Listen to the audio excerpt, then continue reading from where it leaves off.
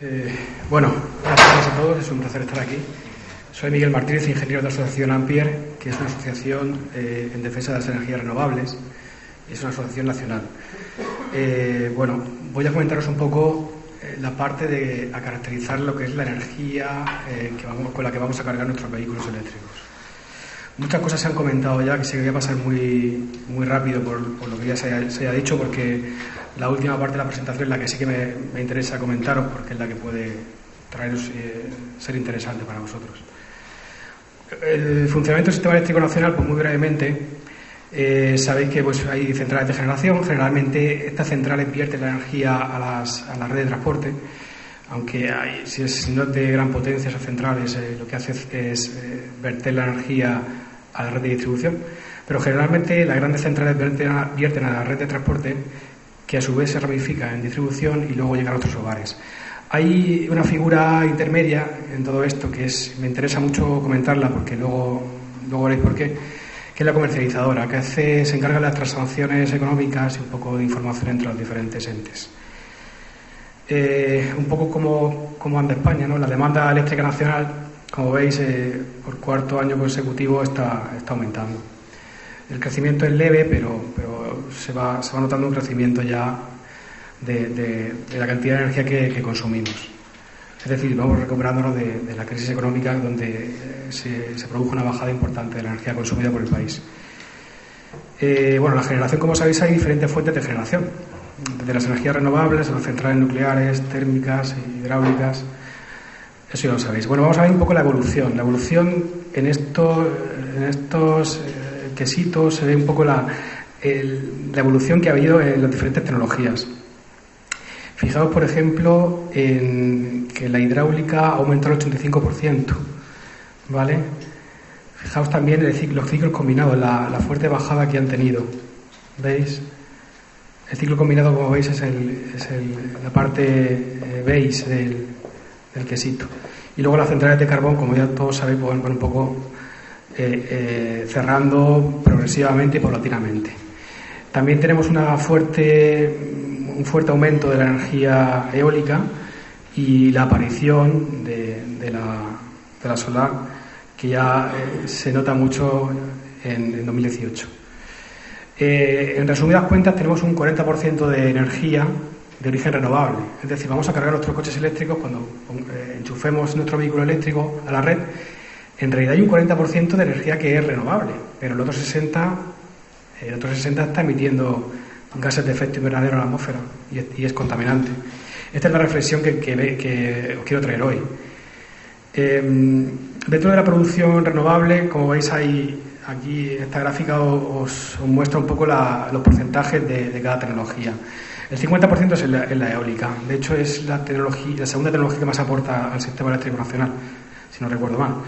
El 34% sería la hidráulica, el 11% ya importante porcentaje la solar, y el 5% que responde a otros, biomasa, etcétera.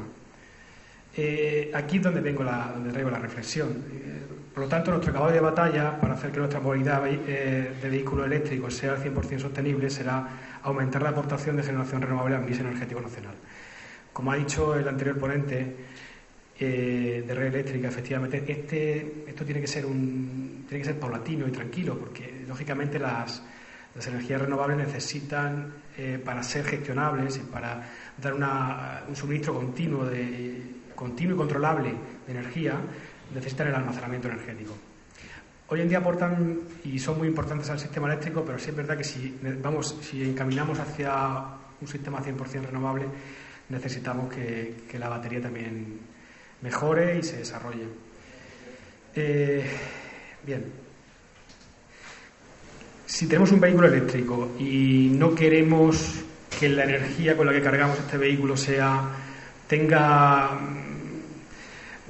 origen combustible fósil, o queremos que sea 100% renovable, somos muy sostenibles con el planeta y tenemos una ética muy precisa con este tema, podemos hacerlo. A ver, podemos hacerlo entre comillas, ¿no? Voy a explicar un poco los dos aspectos. Uno de ellos es el segundo, que es muy novedoso, y bueno, podemos por lo menos encaminarnos a hacerlo. La primera solución es la comercializadora de verdes. No sé si habéis oído hablar de esto. Básicamente la comercializadora, que os hablaba antes en la figura, ¿os acordáis? En esta figura se localiza en el centro y se encarga de hacer las gestiones económicas y de información entre los diferentes entes. Bueno, pues esta comercializadora puede gestionar solamente energía verde o puede gestionar toda la energía del mix energético, pero tener una tarifa que sea verde. Bien, ¿cómo lo hacen? Lo que hacen es, se hacen con los certificados de garantía de origen del generador. Imaginaros, una planta fotovoltaica. Llega un contrato con una comercializadora. Toda la energía que se venda por parte de la planta fotovoltaica la adquiere la comercializadora y a su vez la da al usuario final, nosotros en nuestras casas, donde vamos a cargar el vehículo eléctrico. Pues esta es una posible solución. Es decir, vamos a llegar a un acuerdo con una comercializadora verde que me haga una tarifa verde en la que toda la energía que yo consuma en casa para cargar mi vehículo eléctrico sea de origen renovable. Se puede hacer. Mejoramos todo el tema medioambiental y también provocamos un cambio de sistema energético nacional. Pero es que si no se empieza tampoco, efectivamente es lo que decíamos antes, tiene que ser paulatino, pero es que si no se empieza, llevamos 10 años en los que realmente se ha hecho bastante poco, bajo mi punto de vista. Entonces ahora sí es verdad que con este tipo de cosas se puede empezar el camino a convertir el porcentaje de mix energético en renovable. La segunda opción, esta es súper novedosa, de hecho es el viernes o sábado de la semana pasada se aprobó el Real Decreto 244/2019. Es el Real Decreto de autoconsumo. Había un Real Decreto Ley previo que era el 15/2018, pero realmente el que desarrolla técnica y administrativamente el cómo tenemos que hacer las instalaciones de autoconsumo es el que apareció el sábado pasado. Es un resumen, se puede hablar muchísimo y podemos estar hablando toda la tarde de este Real Decreto y de la cantidad de novedades que introduce y lo interesante que es. Pero bueno, os traigo aquí un resumen. Antes de empezar con las características principales, lo que quiero decir es que el autoconsumo es otra solución. Si yo tengo una fotovoltaica, por ejemplo, en mi casa y autoconsumo esa energía, pues estoy lógicamente haciendo que la energía con la que cargo el vehículo eléctrico sea renovable en el momento instantáneo en que lo tengo cargado y produzco. Pero este nuevo Real Decreto además puede introducir un concepto nuevo, que es que el excedente que vierta la red y que luego recupere en horas nocturnas también es de origen renovable, porque viene de mi instalación y se me hace un neteo, se me hace una compensación, un balance, no un balance neto, sino un balance en factura de esa energía que vierto a la red. Ahora os explico un poco esto.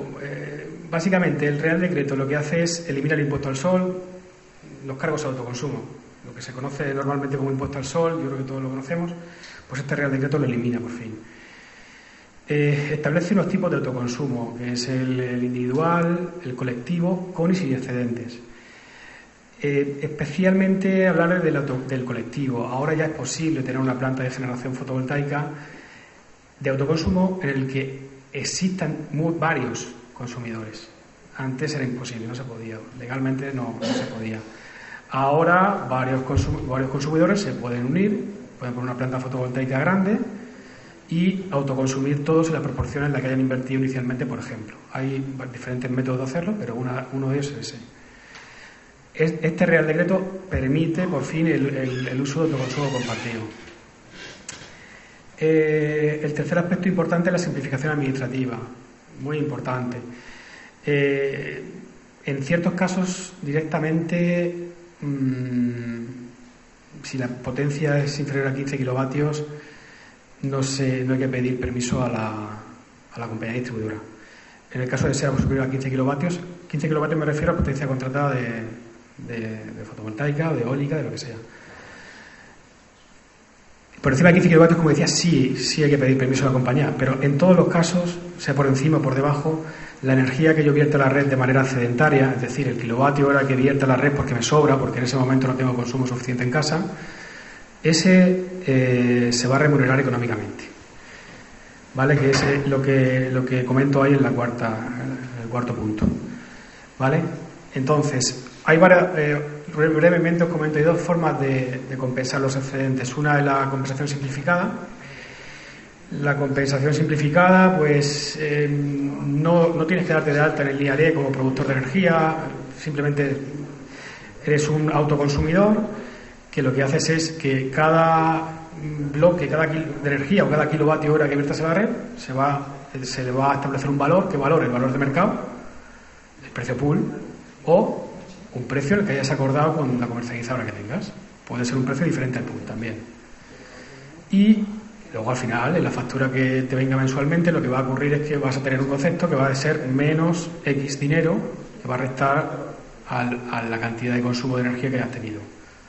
¿De acuerdo? Ese menos X dinero proviene de la cantidad de energía que yo haya vertido a la red de manera excedentaria, que ha sido valorada según a la hora que la haya vertido o según el acuerdo que tenga con la comercializadora. Es un poco complicado, pero espero haberme explicado más o menos bien cómo funciona esto. Básicamente eso venía a comentaros. Es simplemente también todo esto del autoconsumo lo que provoca es la generación distribuida, que se llama. Esta gráfica es interesante porque, fijaos, se ve muy bien. ¿Dónde generamos la energía en el país? ¿Veis los picos que se levantan sobre la superficie del país? Y mirad la demanda, dónde se consume más energía. O sea, estamos produciendo donde no consumimos energía, con lo cual tenemos aproximadamente un 10% de pérdidas en el transporte de la energía. Del 8 al 10%. Claro, el autoconsumo podría ir reduciendo este aspecto. Bien, muy brevemente paso. Yo creo que todos conocéis la bonanza de la energía fotovoltaica, democrática, modular, minora las importaciones, mejora la balanza comercial, evita el transporte, bueno, inagotable. Yo creo que todo esto lo conocemos ya. Termino con esta reflexión. ¿Qué pensáis que indica este mapa de Europa? Fijaos los diferentes colores que tenemos. Fijaos como al sur tenemos colores más rojos. Pues este mapa indica el desempleo. Este mapa indica el desempleo. Y fijaros este mapa indica la radiación. Lo que quiero decir es justo coincide en las zonas de más radiación con el desempleo.